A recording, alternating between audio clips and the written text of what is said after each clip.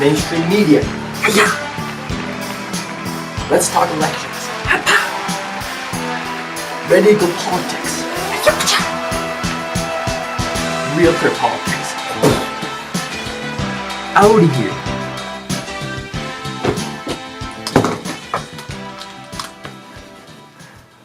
Alright, hello everyone.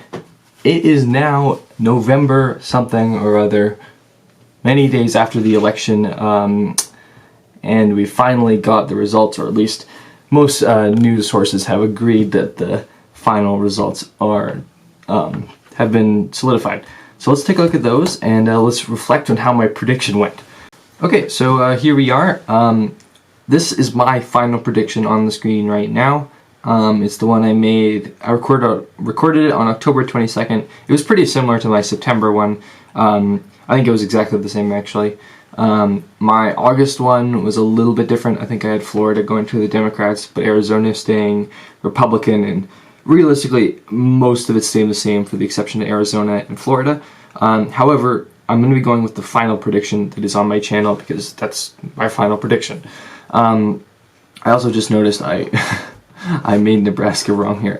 That should be Republican. But anyways, I put it in the map here so we can see it. That's the actual one. This was mine. So right there you can see the difference.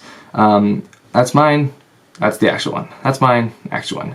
So I'm pretty happy about this because, as you can see, I only got one state wrong, which was Georgia, and then of course Maine's 2nd district. But I think, I don't know, reflecting on it, I think Georgia was extremely close. I'm not gonna, you know, it was pretty hard to predict, and a lot of people would have probably expected, myself included, places like Florida, North Carolina to go instead of Georgia, but it did certainly look like Georgia came through for the Democrats just by that, you know, 10,000 vote margin or whatever it may be. But a win is a win there, and I got it wrong. So something to improve on in the future, hopefully. However, let's talk about first, Georgia's the main thing, you know, that sticks out, but there's more to improve on and more to reflect on than just, you know, what actually it looks like on the surface, because there's a lot more going on underneath. Let's start with the stuff I got wrong. How about? So, firstly, I'd say Florida was probably the biggest one.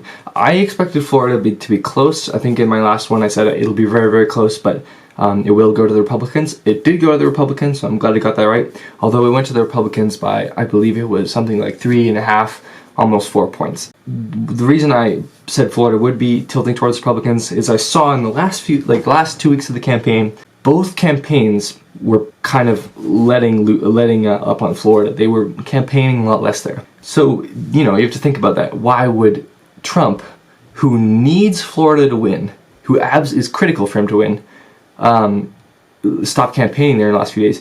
Well, it's simply because you can tell that regardless of polling data, Trump's internals are telling them he was doing pretty well there, and of course that's what happened. So I think it's a good example of being able to read not just polls and read how the politicians are really and the political campaigns behind those politicians are looking at this map and what we can take from it. I also think Wisconsin was much closer than I expected. Only 20,000 votes for Joe Biden got him over the edge there. I would have expected that to be more like 100,000 or maybe 50,000. But the point is that was pretty close in comparison to me. On the other side of things, places like Nevada, Minnesota, and especially New Hampshire were all a lot more comfortable for Joe Biden than I would have expected. I would have expected New Hampshire to be like 3. I'm not sure if I've ever mentioned this in the video or not, but I would have expected it to be more like 3, Minnesota to be more like 2, and Nevada to be almost 1, I'd say. But aside from that, most of the stuff went as according to I'd predicted it. A couple things here and there were a bit off, but overall, I think I did a pretty good job. And that's what we'll turn to the things that I got right. And I think my main things that I'm proud of is, of course, Wisconsin, Michigan, and Pennsylvania, as well as Arizona in particular. Not only did I predict these correctly, but I actually, for the exception of Wisconsin, I predicted the actual margins correctly. Michigan was about 3 points, I think. Yep, 2.5, which I said I think it'd be around 2 or 3. Pennsylvania, I said it'd be around 1 or 2, and it is clearly about 1. And I said Arizona would be less than a point. I think it'd be a tilt, which is less than a point for me. And yeah, it was. And Biden won Maricopa County, which I was thinking he would do by a closer margin than I probably would have expected.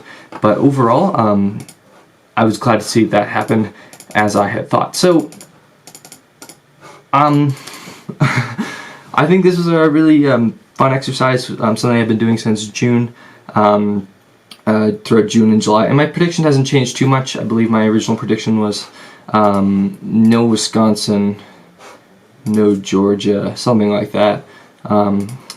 Yeah, I believe so.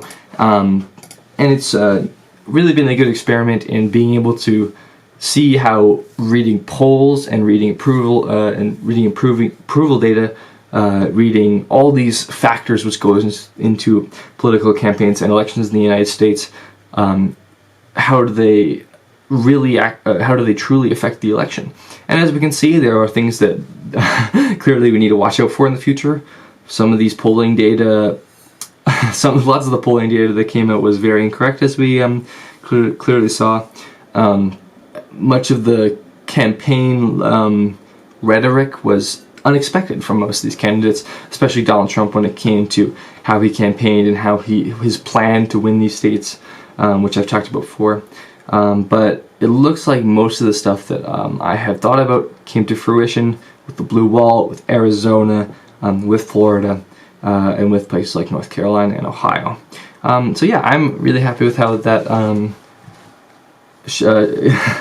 turned out. I was pretty close. I was only about 15 electoral votes off and one state off.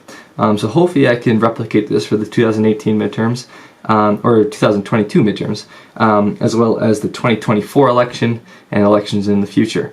And as someone, I've said this in most of my videos, but as someone who is not at all like a political, does this stuff for any sort of job or school or whatever, I'm just doing this for fun. I just thought it'd be kind of interesting. I thought it did a pretty good job. Yeah, so if you're actually watching this video, which I really doubt anyone is, it's more for myself being able to look back in future elections. If anyone's watching this video, and if anyone has watched my previous videos, I thank you for watching, and I hope to do this again in the future. But for now, I will see you later, and goodbye.